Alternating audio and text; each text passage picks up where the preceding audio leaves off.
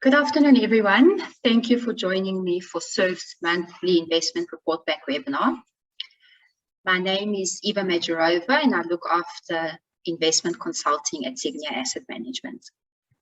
On the agenda today, I will very quickly go through the default investment portfolios just as a reminder what the default investment strategy is. Then I want to take you through the information around the new manager that we have added to the signature range. And I will give you some overview as to what the manager research process looks like. China has been very topical, a lot of new regulations, they have been in the news quite a bit, concerns around growth. So we'll chat about China, the effect it's had on Tencent, and of course Naspers and Process. So I'll give you a little bit of overview on China, why it's important to understand what's going on in China because of the investments that we have in that country through your portfolios. I will give you an update on our outlook as well as positioning. And then at the end of the presentation, I will cover performance of all of the life stage portfolios. So if we get straight into it, as always, I like to start off with the mission and vision statement of the Sygnia Umbrella Retirement Fund. And our mission really is to restore confidence in the retirement fund industry through innovative products such as the Sygnia Umbrella Retirement Fund, and these products can make saving for retirement a lot easier.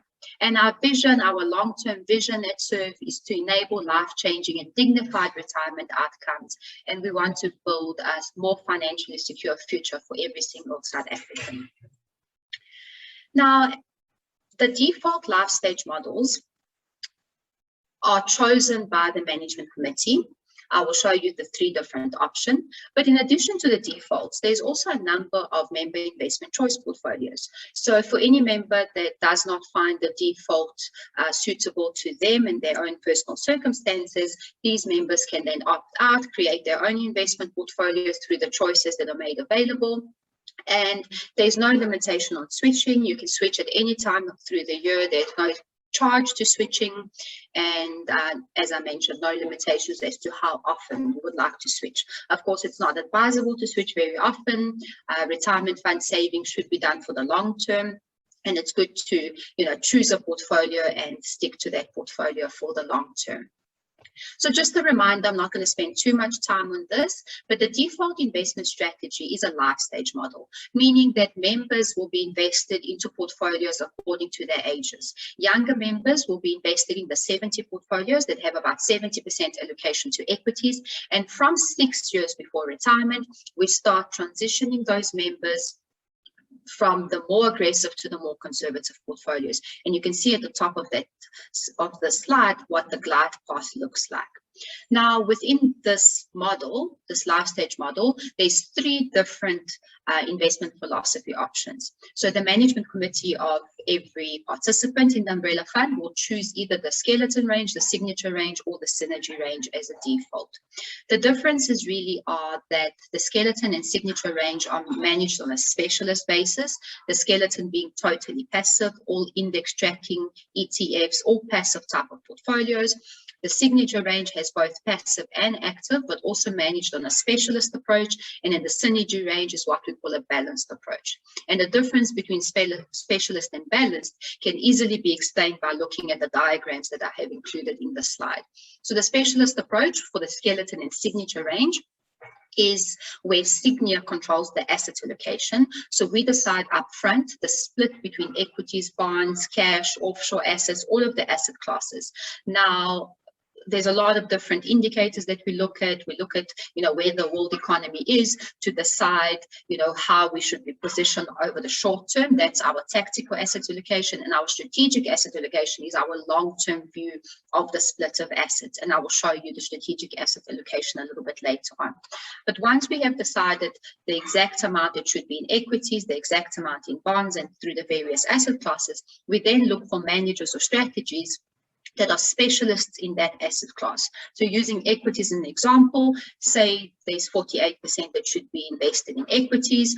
We then look for the best equity managers. So these managers that are chosen in the signature range and in the skeleton range, which is all passive, the strategies there, are are chosen specifically for their ability to manage equities. In the bond building block, we look for the best managers or strategies to manage just bonds. Whereas the balanced approach, which is the synergy range, is managed, as I mentioned, on a balanced basis. And what this means is that we take the portfolio first, we split it between a number of active managers, and then these managers decide the split between equities, bonds, and cash. So the difference between the two is really whether Sygnia controls the full asset allocation of the portfolio, or in the balanced approach, whether that asset allocation is outsourced to the individual managers. And the offshore component of all of these portfolios is exactly the same. From a risk and return perspective, we know that investment theory tells us that the higher the risk, the higher the return. That is why younger members should be invested in the more aggressive portfolios that do have a long time horizon before retirement. Think about 20-year-olds or 30-year-olds that are starting to work at certain companies. They've got 30-40 years before they retire. They can stomach the volatility of investment markets, and for that reason it is advisable for younger members to have a higher allocation to equities. So if you look at risk on the horizontal axis, the further right you look, the more risk a portfolio is taking on, and then the corresponding return is on the vertical axis. And as we can see on the top right-hand side, all the 70 portfolios, they do take on more risk, but over the long term, they're expected to give us a higher return. Whereas on the extreme end, the most conservative portfolios are money market portfolios. So investing in cash, essentially, very low risk. If you give your money to the bank, it's very unlikely that if you give them 100 Rand today, that 100 Rand won't be there anymore. So money market is low risk, but over the long term, we can't expect money market to actually beat inflation. That's why we have to invest in equities. We have to take on some risk over the long term in order to get a good return, good inflation beating returns that can help members retire. So the strategic asset allocation, as I managed, we control the asset allocation of the signature and skeleton portfolios. And the synergy portfolio, we know the asset allocation at month end after getting the data from the active managers that tells us where they have decided to split their assets. But broadly speaking, the asset allocation, the more aggressive a portfolio is, such as the 70 portfolio, the more equity exposure. So if you look at this table, you'll see SA equities and global equities, much higher exposures in the 70 fund rather than the allocations that you have to these more aggressive, more risky type of asset classes, for example, in the 40 fund. A much lower equity allocation there. And just a reminder again, the numbers in the names of the portfolios give you that approximate equity allocation. So if you look at the 40 fund, for example, if you add up the South African equities, the 25% plus the 15% allocation to global equities, that gives you 40. So there's a 40% allocation to equities, and that's why these are called the 40 portfolios.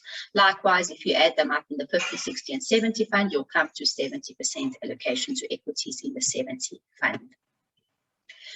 Now, as I mentioned, the skeleton range is totally passive, so it's the low-cost option. All the underlying strategies within the skeleton fund are either passive investment strategies or exchange traded funds. So these are passive trackers. So if you look at the lineup of all the strategies, you don't see active managers here. In the signature range, we use a blend of active and passive strategies. So if you look at the equity space, you'll see the Sygnia Swix tracker as well as a number of active managers. If you look under the bond building block over here, you'll see that the Sygnia Passive Bond Fund, that's the passive exposure, totally replicating an index, whereas the Coronation Strategic Bond Fund is an active bond manager. So in the signature range, we blend active and passive. Now, if you know these portfolios very well, if you're looking at the equity building block on the left-hand side, you will note that we have added a new manager. And this new manager is Visio. And I will chat to you a little bit about the process behind the manager research that we undertake here at Sygnia Asset Management. We don't simply look at historical investment performance and say, okay, this is a great manager, let's pick them. There's a lot of thought that goes into it. We consider various aspects, and I'll give you some insights into that process. And then there has been no changes to the Synergy range. The Synergy range is managed by Allen Gray, Coronation, 91 and Prudential. And on the offshore side, as I mentioned a little bit earlier, the offshore portion of all of these ranges is exactly the same, managed by Sygnia Asset Management.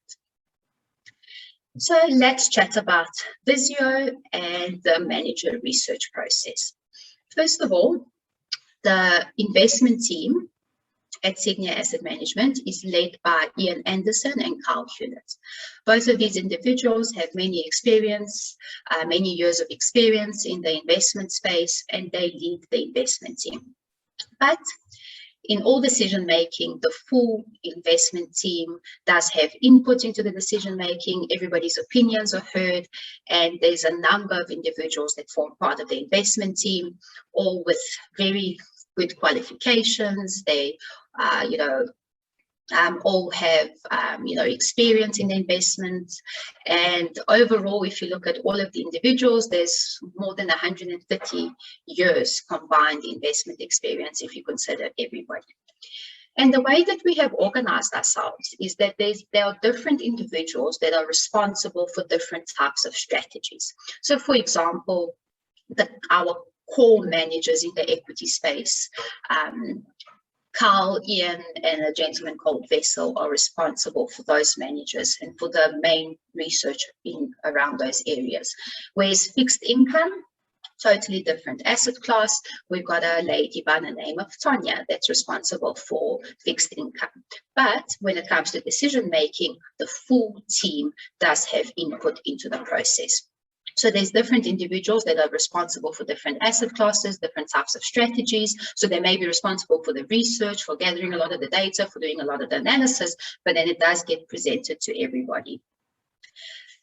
On a regular basis, the investment team does meet with many different asset managers, ones that we actually invest in, others that we don't invest in at present, but it's really important to continue to meet with asset managers as we keep up to date with their performance, we keep up to date with any changes in the investment teams, and that is very, very important. If an asset manager had to lose one of their best portfolio managers, it's important to know where that person is going, because often when it comes to active managers, you're actually after not necessarily the investment house only, but after the skill of the individual. So it is important to keep note of staff changes, new hires, changes in ownership structures, as well as, of course, performance of the portfolios, how they're positioned, what their outlook is going forward.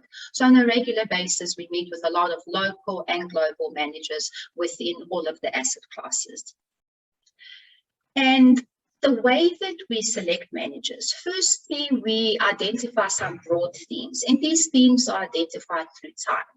As you can appreciate, every single one of the members of the investment team that I had put up on the slide is reading about investment every day. Their work is, our day-to-day jobs are to look at, markets, performance of portfolios. We read about various trends. So some broad themes are identified over time. And depending on our views, we may, look for a certain manager to either replace or add to bolster the capability of one of our asset classes. So once we identify projects, we then will have a list of managers that are suitable for, whichever portion of the portfolio we are looking for. Once we know exactly which managers to have a look at for inclusion, let me talk about the signature range where we've made changes. For example, we are looking to add an additional manager into the signature range. We have a look at the data of all the available asset managers in South Africa. We do a lot of research in the background. We try to meet with as many of them as possible, to have initial meetings, to hear about their processes, their philosophies, their views of the world. And we want to meet with the key decision makers, the portfolio managers, the analysts. Once we have a meeting with an asset manager, we ask for their data. So we have a look at what companies they're holding in their portfolios. We have a look at the return history for going back as far as possible for these asset managers. And then once we have collected all of this data, so we look at the data from a numbers perspective, as well as, we'll write up some notes on what we thought about the meeting, what we thought about the individuals at this firm. So once we have this initial data, the full investment team will meet, we'll have a discussion, we'll analyze some of the pros and cons of some of these companies. We'll look at both the quantitative as well as the qualitative overview of a manager, and then based on that, we'll create a shortlist. So say, for example, we started with 15 managers, our shortlist might be 6 or 7. Once a shortlist is generated of the managers that do appeal to us, the managers that we believe can add value to the portfolio, we'll then perform an operational due diligence. We'll also perform a risk management due diligence. With the shortlist, we really try to meet as many members of a team as possible. So in the initial meeting, potentially we just met one of the portfolio managers. With our secondary and third and fourth meetings, however many are required, we'll try to meet as many of the people that are involved in the decision making when it comes to the portfolio management of their strategies. And then fee negotiations. Fee negotiations are very important, as asset manager could be wonderful, they could be, providing phenomenal performance, but if their fees are too expensive, that's only just going to eat away at the good returns that they provide. So fee negotiations are important. It's important to get the fees as low as possible, as ultimately the lowest fees then do benefit our members in the end. And this is where the benefits of pooling comes into play. The bigger that our portfolios are that we manage, the more negotiating power we actually have to negotiate fees with asset managers. We also perform a much deeper quantitative analysis for the manager on our shortlist. So we'll look at risk return analysis. We look at various investment ratios. We use external systems such as Bloomberg to assist us with a style analysis. So very often managers have a certain style that they follow. So it's important to look at these systems to see whether their holdings really are true to style. And then we model the portfolios for suitability and inclusion. As you can imagine, some asset managers, there's so many of them out there that certain asset managers manage money in a very similar way to another. So what you wouldn't want in a portfolio is two managers doing exactly the same thing, thinking exactly the same way, as these two managers will then not provide much diversification if they have the same outlook and if they manage money in a very similar way. So once we consider a new manager, we also use the data to include them in the portfolio, kind of backtest what the performance would have looked like, what the holdings would have looked like historically, what various ratios would have looked like historically, and we see whether the inclusion of this manager would have made sense. And then we have a forward-looking view as well to see going forward whether we believe this manager is differentiated enough that it can add value to the portfolios. So once all of this work has taken place, proposals then go to the investment committee. The investment committee is chaired by our heads of investments, Ian and Carl. There's the representatives from each asset class specialist, and then that's where decisions get taken. So as much as I may have gone through the process in just a couple of slides, I wanted you to appreciate that the inclusion of a new manager is something that we take very seriously, something that involves a lot of time and effort in the background. And as I mentioned, it's not just simply looking at the asset manager saying, great, this manager has performed phenomenally well, let's give them money. There's a lot more that goes into it, a lot of qualitative aspects as well, a lot of focus on the businesses, their business stability, the kind of systems that they have in place, the resources that they have available to them. So it really is, quite an important process that we do go through in order to be able to make sure that the managers selected for your portfolios really do make sense and that we really do believe that they will add value.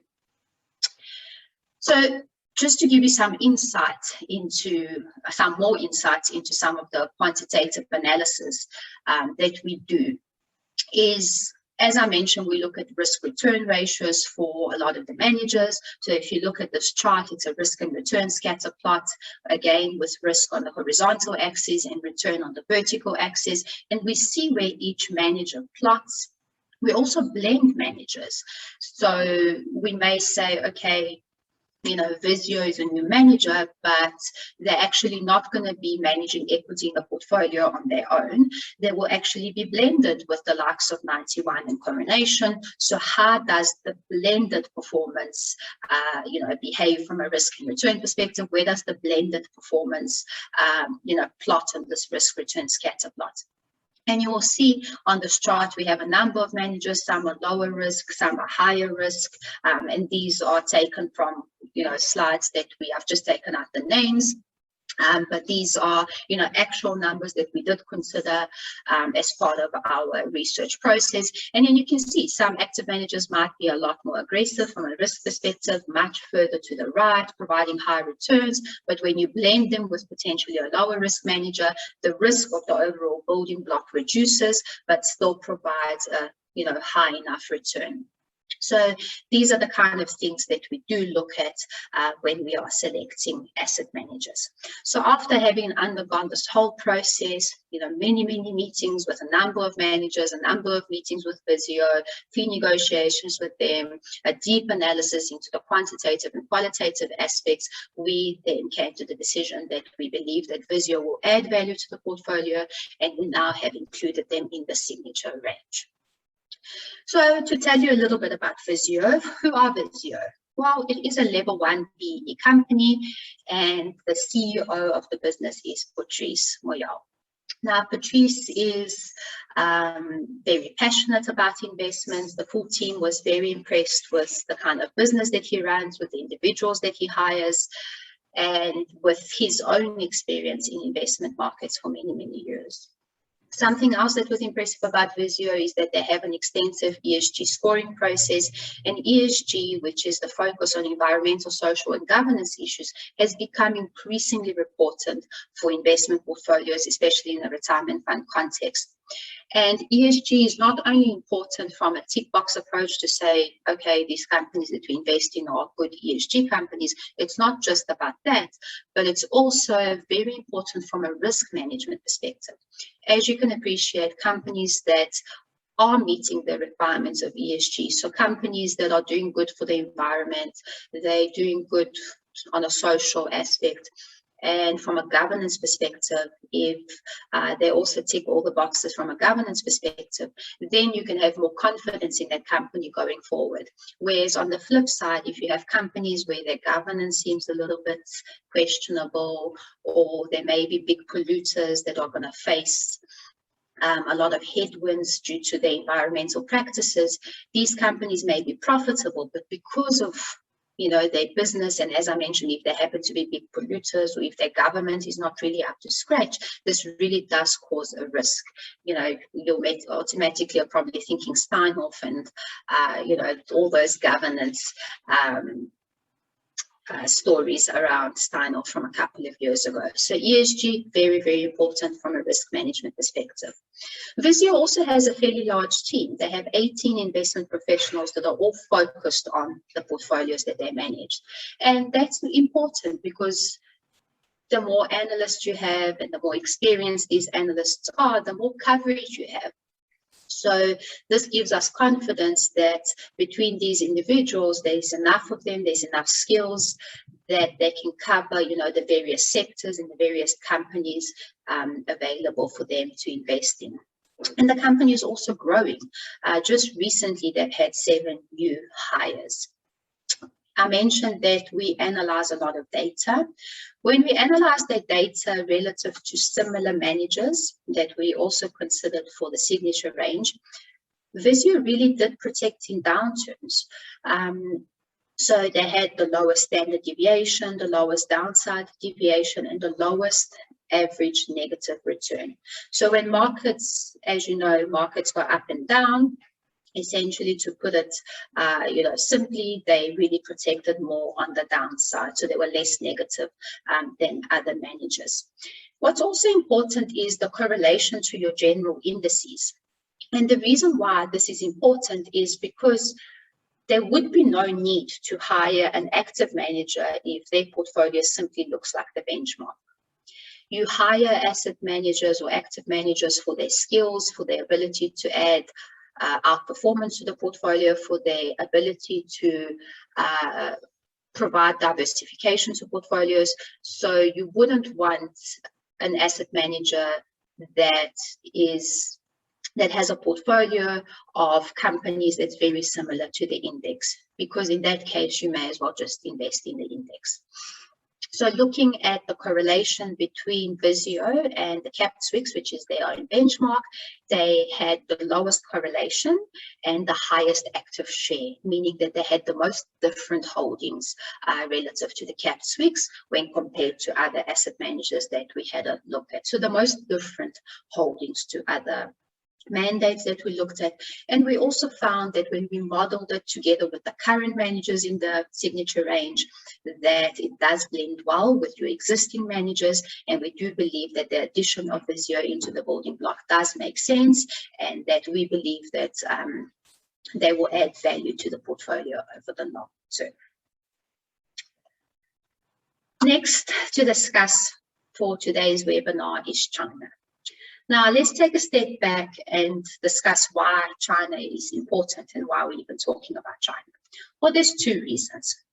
Firstly, on the offshore side of your portfolio, as you know, Regulation 28 allows us to invest up to 30% of your portfolio outside of South Africa. Now, when we invest outside of South Africa, we do invest in both developed market as well as emerging markets. Now, if you look at the emerging markets exposure, the largest allocation within our emerging markets exposure is to China. China is the biggest emerging markets economy, and for that reason, if you look at various indices, the largest weighting to a specific country is to China. We also have a favorable view of China in emerging markets, and for that reason, the portfolios, which we'll have a look at a little bit later on, do have a sizable allocation on the global side to China. So that's the first reason why it's important to understand what's going on and to understand what our view is of China over the long term. Then the second reason is, if you look at our local markets, whether you are in the signature range, the skeleton range, or the synergy range, the largest holding that every single one of these asset managers is exposed to is essentially Naspers and Prosus. And they, in turn, own Tencent, which is a company in China. So Prosus holds about 29 to 30% of Tencent, and Tencent is a company in China. And the performance of Tencent then influences the performance of Naspers and Prosus, which, as I mentioned, are some of the largest holdings in our local equity building block, whether you're looking at it from an index perspective, just in the Swix, or even if you ever look at the holdings of the asset managers in the signature range or the synergy range, every single one of them is quite exposed to Naspers, as it is one of the largest, or is the largest holding in, has been in these indices that we track.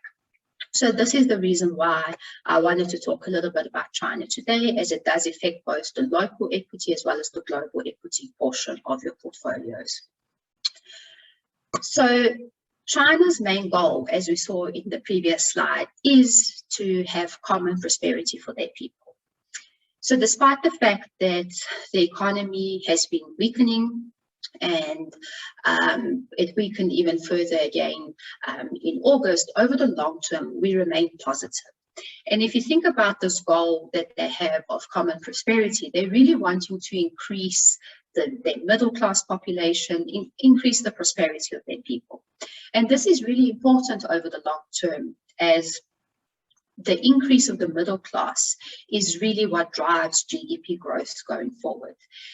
And it's really the middle class that consumes, and that is why a healthy middle class is really good for GDP growth going forward. So there have been some concerns over the short term And these concerns have affected some of their companies, such as Tencent, which in turn has affected Naspers and Prosus that we invest in even here locally in South Africa. And some of the regulations that they have issued have been tech type of regulations. So for example, they have restricted the number of hours that minors can spend on gaming. So minors can now only game for 3 hours a week. So 1 hour on a Friday, 1 hour on a Saturday, 1 hour on a Sunday. So they've restricted the time that these minors can spend playing these online games. And immediately, the market see these regulations and there's a lot of panic. And, based on that panic, they may sell down some of the holdings and it affects the share price.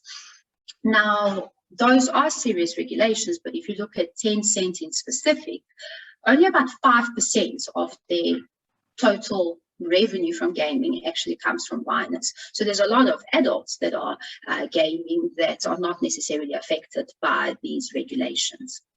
So in our view, a lot of this noise and negative sentiment around China is very much short-term. And if you still look at, structurally, where the Chinese economy is going over the long term, we still do believe that is really good from an investment perspective and that, really good growth will come out of that economy. The Naspers and Prosus corporate action did affect the portfolios. And of course, as I mentioned, Prosus is a company that basically houses all of Naspers' offshore assets.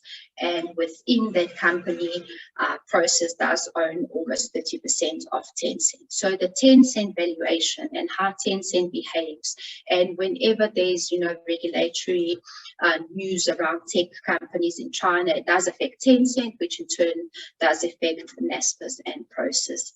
Now, in addition to this tech regulation, the other piece of news that happened a couple of months ago, and I did touch on this in the previous webinar as well, was that we saw a voluntary share exchange between Naspers and Prosus. And essentially, Prosus bought more of Naspers, meaning that Prosus became bigger in market cap and therefore bigger in the indices.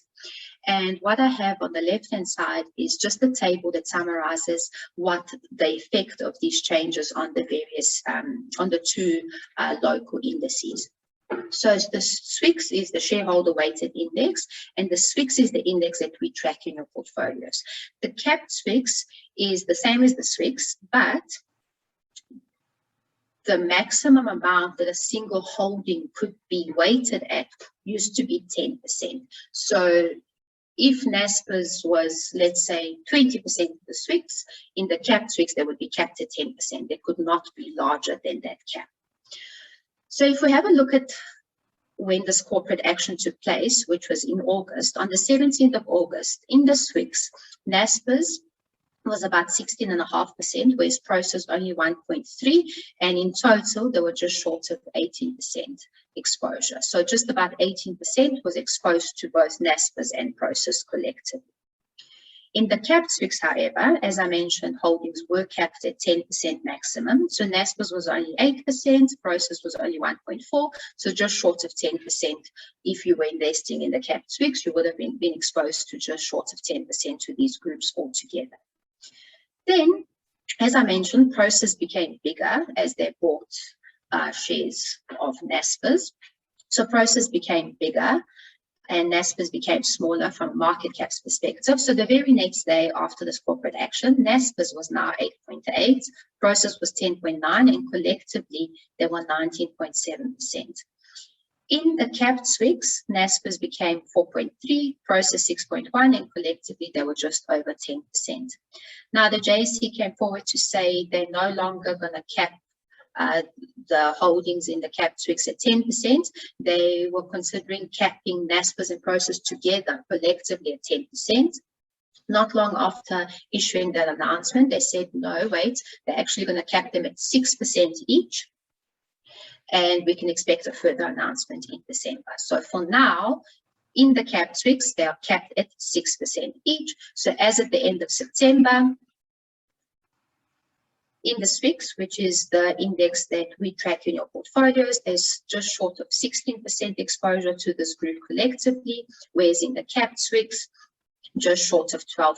So you can see the gap has become smaller, the differences between the SWIX and the capped SWIX. And a lot of different portfolios out in the market are choosing to track the capped SWIX. We are still of the view that the SWIX is more appropriate for your portfolios. We actually do want to have higher exposure to companies that generate a lot of their income from outside of South Africa.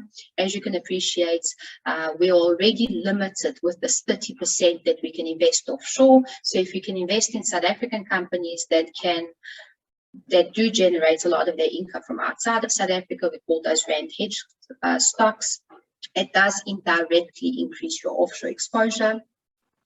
And speaking to a lot of different asset managers out there that do very deep analysis on Naspers, on Prosus, on Tencent, every single one of them has said that they really find Tencent really attractive from a valuation perspective, and they do believe that the future earnings of this company will be really good. So from an investment perspective, they do consider it a really great investment. Now, if you can almost forget about the short-term noise and the effect that it has had on the performance of Naspers and Prosus over the short term, and looking ahead at the long term, by investing in the SWIX, we do have higher exposure to Tencent through Naspers and Prosus. You can see we do have higher exposure, and as I mentioned, the stock really is undervalued at the moment from a valuation perspective, and going forward, we can expect really, really good earnings from this company. So for this reason, we do prefer the SWIX over the capped SWIX, and we have not made any changes with regards to which index we're choosing to track in your portfolios. And in emerging markets in general, so despite the negative news and the volatility it has caused in the market, specifically around tech stocks, if you consider the big picture, the fact that emerging markets are picking up vaccinations, meaning or implying that more and more of the economies could open up. There's Chinese stimulus that is also helping the economies. A weak US dollar is really good for emerging markets, and this is the environment that we are in.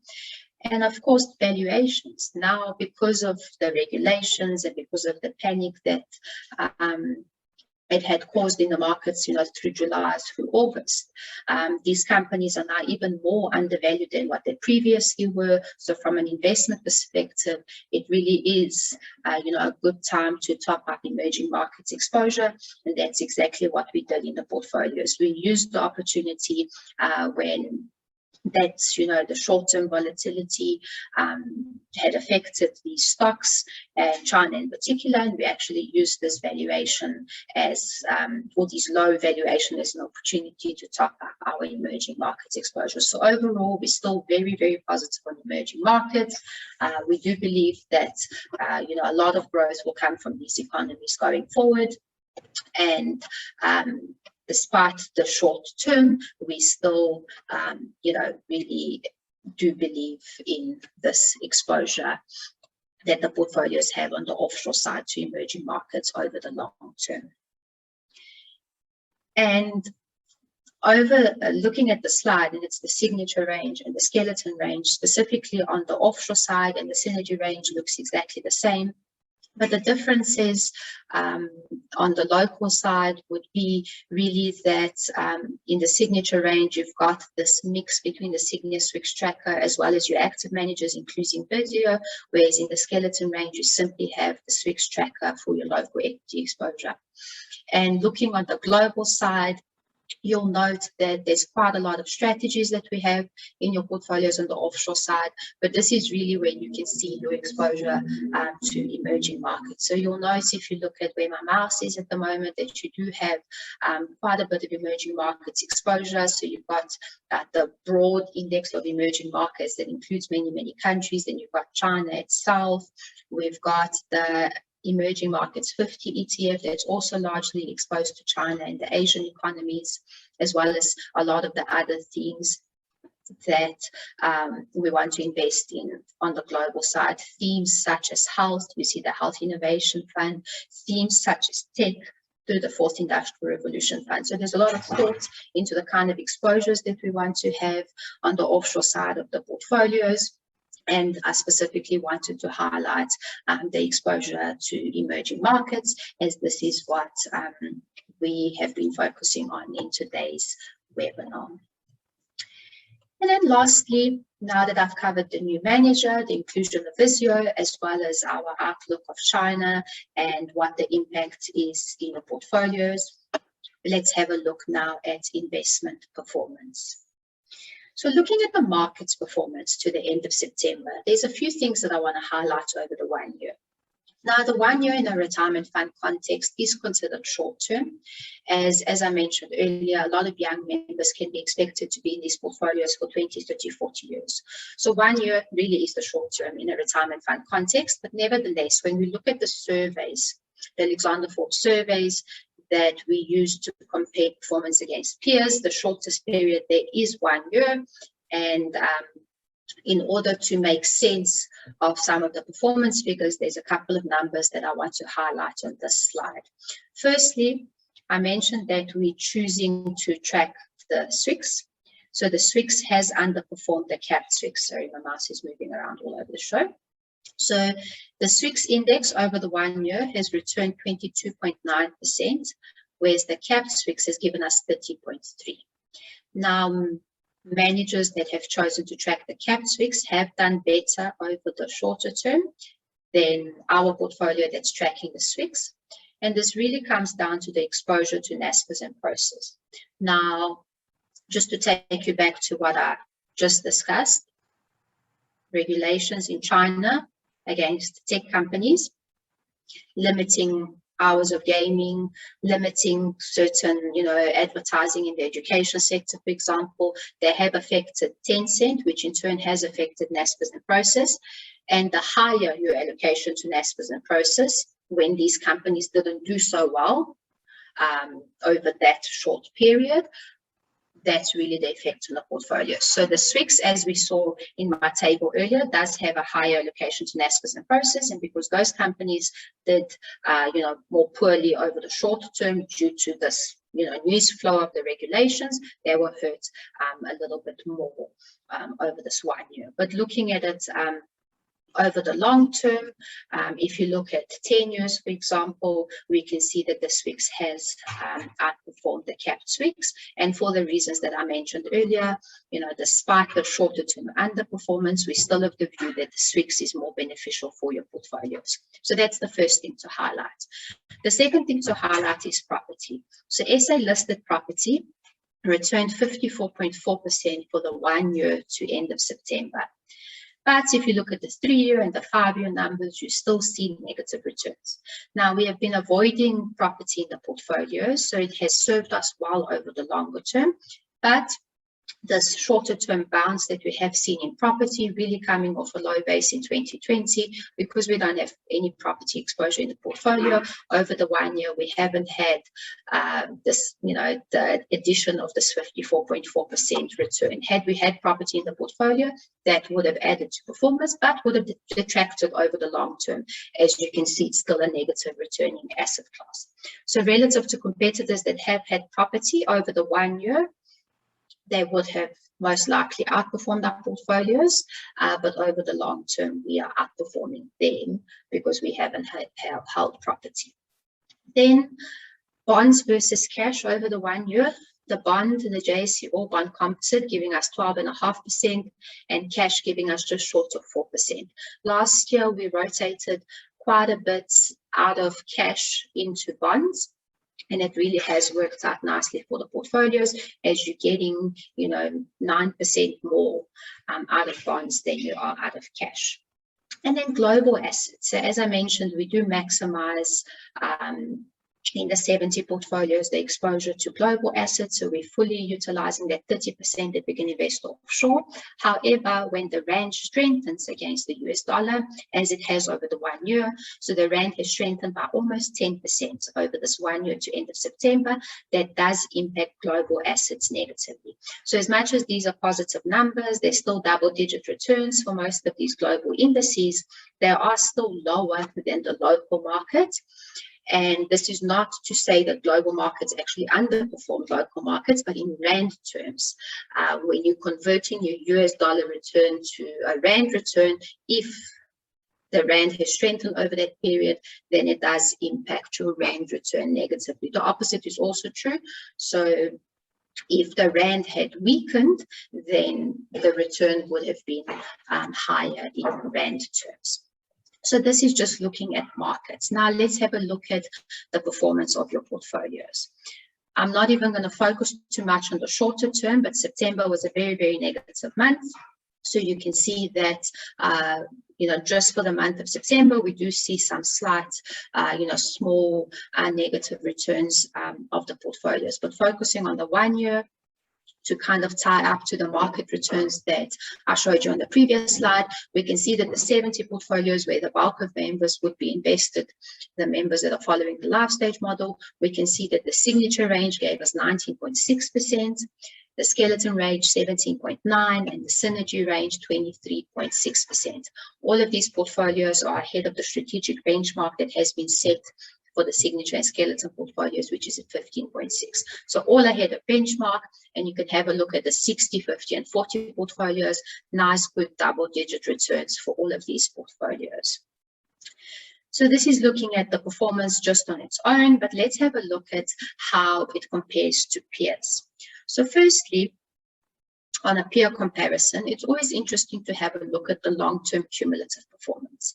And what this chart shows us is how 100 Rand invested once would have behaved, or how this 100 Rand would have grown over the long term.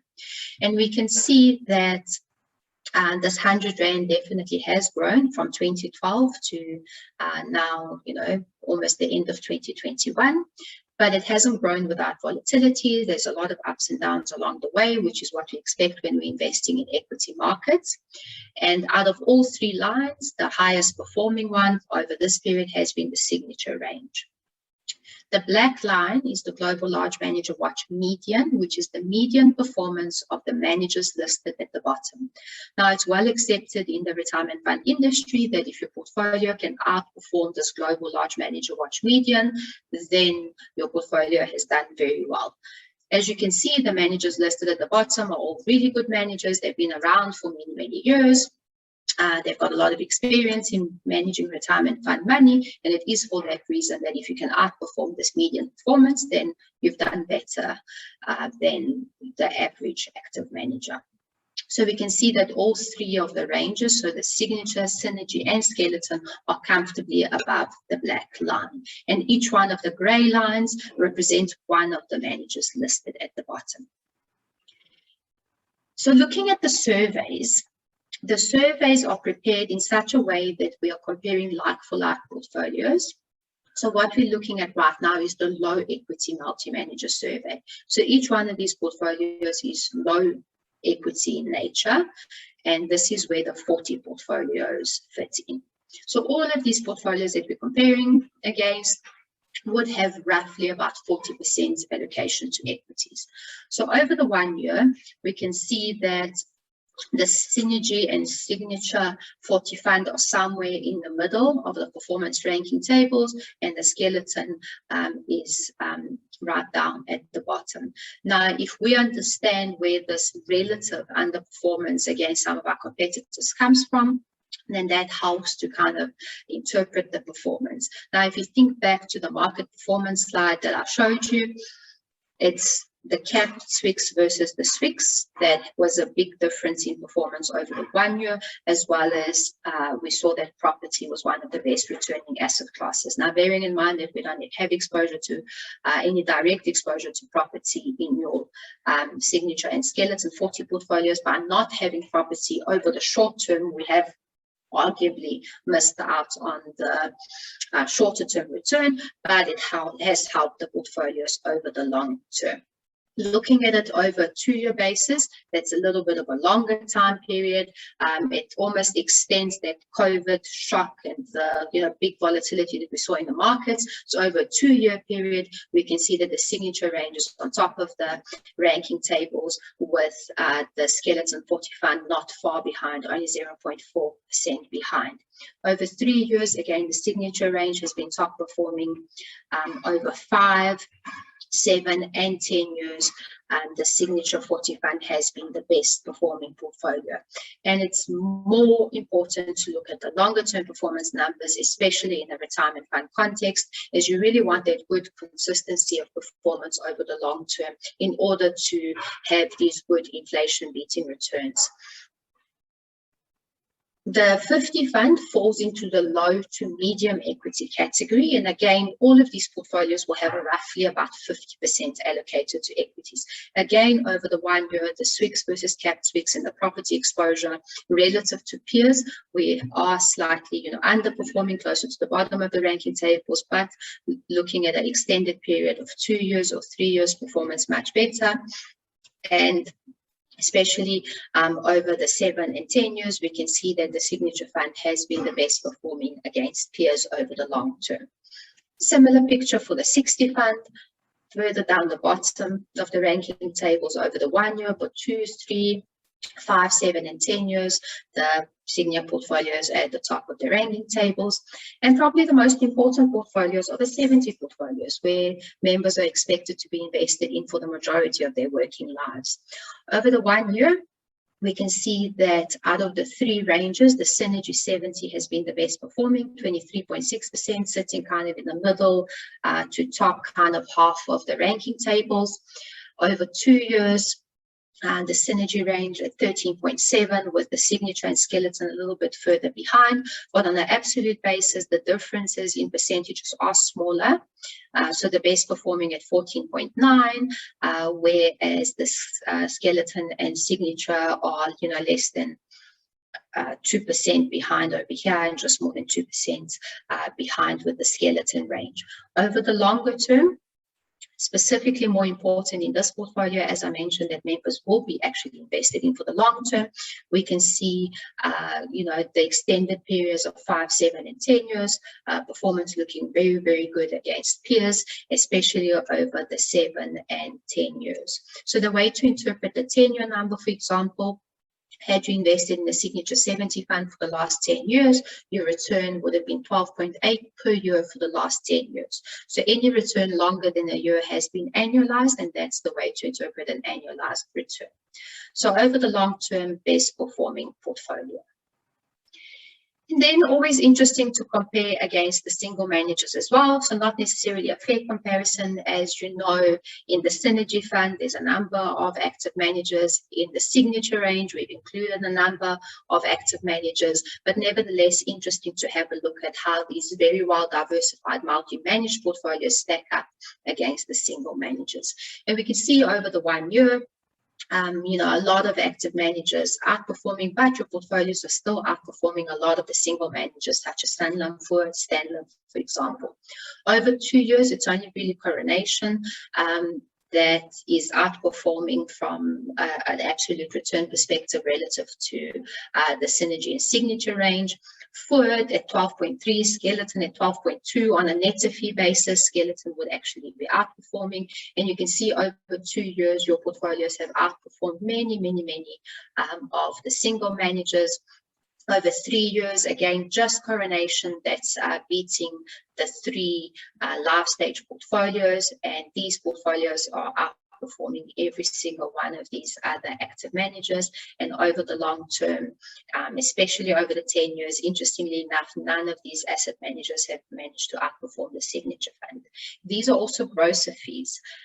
And when you take the fees off, bearing in mind that both the signature and the skeleton range have a lot of passive, or the skeleton is totally passive and low cost, but even the signature range, where it's a blend between active and passive really does help to lower the costs of these portfolios. So on a net fee basis, the performance would actually look a lot stronger because we are deducting less fees than some of these active managers. So overall, other than the short term, and we do understand where the short term dispersion in return relative to some of our competitors is coming from, the portfolios have done really, really well. And the last thing to have a look at when comparing against peers is the risk and return scatter plot, with risk again on the horizontal axis and return on the vertical axis. For every level of risk, you would want the top performing portfolio. So if you look at the more aggressive side, closer to the 9 and 10% of risk, let's have a look at where Signature, Synergy, and Skeleton plot. So looking at the Skeleton 70 fund, bearing in mind it's totally passive, for about 9% of risk, it is one of the top performing portfolios. It has done much better than anyone that plots underneath it, because any one of these portfolios that plots underneath the Skeleton 70, what this means is that each one of these portfolios have taken on the same amount of risk, but if you look at the corresponding return on the vertical axis, they simply have not delivered such a good return for the same level of risk. For the Signature 70 fund, also just about 9% of risk. For this level of risk, it's the top performing portfolio. There's no portfolio that actually plots above that. And similarly for the Synergy 70 fund, higher on the risk spectrum, so a little bit further right, there's a little bit more risk in that portfolio. But for that level of risk, it is the top performing portfolio. Another way to interpret this is to look at the ones, very far to the right. And these are the portfolios that are at the top of the ranking tables at the moment, over the 1 year, over the shorter term. But over the longer term, and this is a 7-year risk return scatter plot, over the longer term, these portfolios have taken on even more risk than your Synergy, Signature, and Skeleton portfolios, but simply have not been rewarded for that risk taken. And how a portfolio takes on more risk is by investing in more risky asset classes. So if there's more property, if there's more equity, if there's more offshore equities, if there's more hedge funds, alternative investments, all of these asset classes actually increase risk in the portfolios. We have about 3 minutes left. I'll be happy to take any question. Someone has asked the question, is it possible to share more information on the Sygnia International ESG portfolio? Yes, this is the portfolio that invests into the Oxford Sciences Innovation Fund, and that's our global ESG portfolio. We also have other ESG investments on the global side. We also have an allocation to an ETF that is ESG focused. So it's essentially global equities, but there's a lot of filtering that takes place to make sure that there's no investments in tobacco companies, no investments in controversial weapons.